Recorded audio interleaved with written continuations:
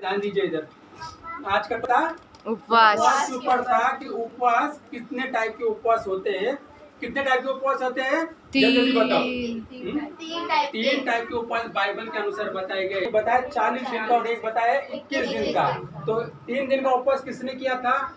एस्तर ने किया था। उसने अपनी एक बड़ी जाति को उपवास करके वो बचाया था। दूसरा 3 दिन का उपवास किया था शाऊल ने, जो बाद में पौलुस बना। उसके बाद क्या हुआ? वो पौलुस बन के परमेश्वर के इतने बड़े बड़े काम किया। उसी उपवास के बाद उसके जीवन में ये काम शुरू हुए। उससे पहले मैंने बताया था कि क्यों उपवास करना चाहिए, कि प्रभु यीशु मसीह ने कहा था कि हे अल्पविश्वासियों, मैं कब तक तुम्हारे बीच में रहूंगा, क्योंकि कुछ दुष्ट आत्मा ऐसी होती है जो जीवन में काम करती है, वो बिना उपवास और प्रार्थना के नहीं निकलती है। क्योंकि बाइबल बताती है कि कई दुष्ट आत्मा ऐसी, यानी कई लोगों की कंप्लेन है ये, मैं बताता हूँ आप लोगों को, कि हम प्रार्थना कर रहे हैं, हम वचन पढ़ रहे, लेकिन हमारा जीवन नहीं बदल रहा है, हमारे घर की परिस्थिति नहीं बदल रही है, हमारे बच्चों को जॉब नहीं मिल रही है, हमारे बच्चों को काम नहीं मिल रहे है, हमारे घर में शांति नहीं है। हम वचन तो पढ़ रहे हैं, हम तो प्रार्थना तो कर रहे हैं। उसका बड़ा रीजन है ये कि उपवास सहित प्रार्थना बहुत जरूरी बाइबल बताती है वहाँ पे। कि बाइबल में प्रभु यीशु मसीह ने खुद कहा है कि कुछ दुष्ट आत्माएं ऐसी होती है जो बिना उपवास और प्रार्थना के नहीं जाती है। इसका मतलब उपवास करना इतना जरूरी है हमारे जीवन में। उपवास करने के तरीके बताए मैंने यहाँ पर कि 3 दिन तुम उपवास कर सकते हो, लेकिन उसमें आप अगर अपने आप को कंफर्टेबल फील कर सकते हो कि 3 दिन के उपवास में तो करिए, क्योंकि बिना खाना खाए बिना पानी पिए उपवास अगर आपको परमेश्वर अलाउ करता है तो कीजिए, ठीक है। और नहीं तो कम से कम हफ्ते में 1 दिन का उपवास जरूर करना ही करना है। इसमें आप इसको एक्सक्यूज मत दीजिए। कुछ नहीं जाता इस शरीर का। आप 1 दिन उपवास करके देखिए।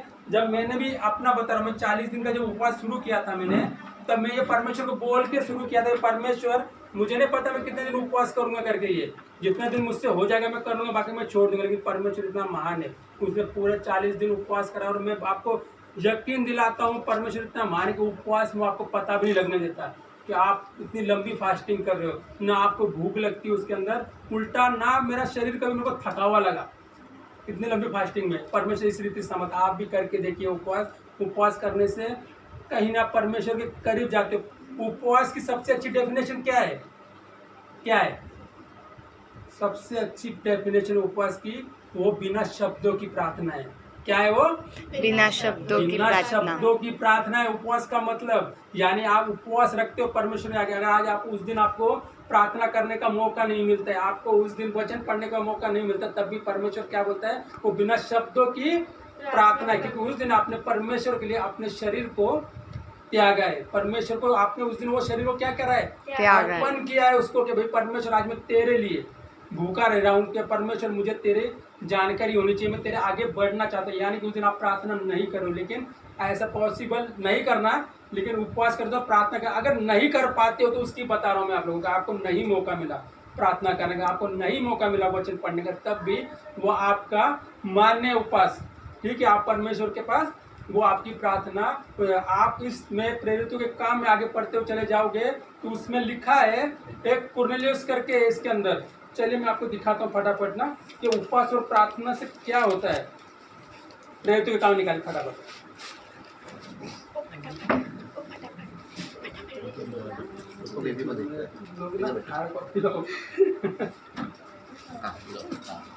मम्मा शुरू से लेके करीबन 4 नंबर तक पढ़िए उसको। कैसरिया में कुरनेलियुस नाम एक मनुष्य था जो इतलायानी नाम पलटन का सूबेदार था। वह भक्त था और अपने सारे घराने समेत परमेश्वर से डरता था और यहूदी लोगों को बहुत दान देता और बराबर परमेश्वर से प्रार्थना करता था। उसने दिन के तीसरे पहर के निकट दर्शन में स्पष्ट रूप से देखा कि परमेश्वर का एक स्वर्गदूत मेरे पास भीतर आकर कहता है कि हे कुरनेलियुस। उसने उसे ध्यान से देखा और डरकर कहा, हे प्रभु क्या है? उसने उससे कहा, तेरी प्रार्थनाएं और तेरे दान स्मरण के लिए परमेश्वर के सामने पहुँचे हैं। बस हालेलुया। यहाँ पे एक इंसान है कुरनेलियुस।